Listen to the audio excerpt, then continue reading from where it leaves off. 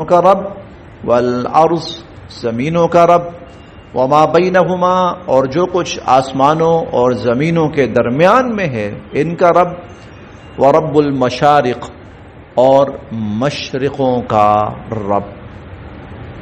مشرقوں کا جمع ہے، مشارق جمع ہے، مشرق واحد ہے، مشارق جمع ہے۔ قرآن کریم میں 3 الفاظ آتے ہیں، رب المشرق والمغرب، وہ مشرق کا رب بھی ہے اور مغرب کا رب بھی ہے۔ پھر آتا ہے سورہ یاسین، سورہ رحمان میں رب المشرقین و رب المغربین، وہ 2 مشرقوں کا رب ہے اور وہ 2 مغربوں کا رب ہے۔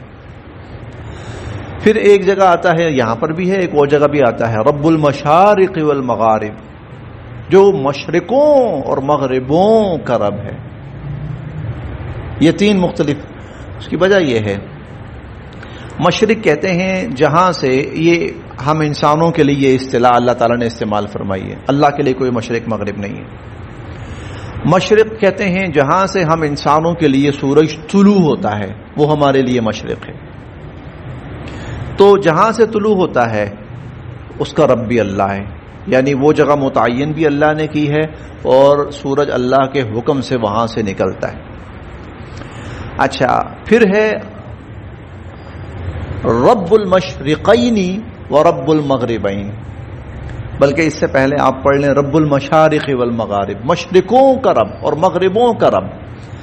مشرقوں کا مطلب کیا ہے؟ کہ مشرق بہت زیادہ ہیں، ہم تو سمجھتے ہیں مشرق ایک ہی ہے، ہاں مشرق بہت زیادہ ہیں۔ سورج ہر دوسرے دن الگ جگہ سے طلوع ہوتا ہے، سال میں 182 یا 183 اس کے مشرق ہیں، وہ روزانہ چینج کر کے، اسی لیے آپ دیکھتے رہیں گرمیوں میں سردیوں میں آپ نوٹ کرتے ہوں گے کہ جو سائے ہیں اور اوقات ہیں ان میں بہت تبدیلی ہوتی ہے۔ تو رب المشارق یہ 182 کے قریب مشرق بنتے ہیں اور 182 کے قریب مغرب بنتے ہیں۔ ہر دوسرے دن سورج نسبتاً الگ جگہ سے طلوع ہوتا ہے، ہر دوسرے دن سورج 365 ہیں تو تقریباً 182 کے قریب یہ مشرق بنتے ہیں۔ پھر یہ ہے رب المشرقین اور 2 مشرقوں اور 2 مغرب۔ 2 مشرقوں سے مراد ایک ابتدا اور ایک انتہا۔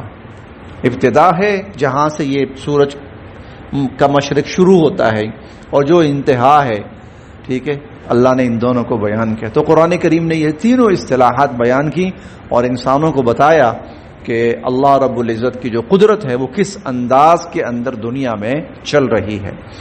وَرَبُّ الْمَشَارِقِ اور وہ مشرقوں کا رب ہے۔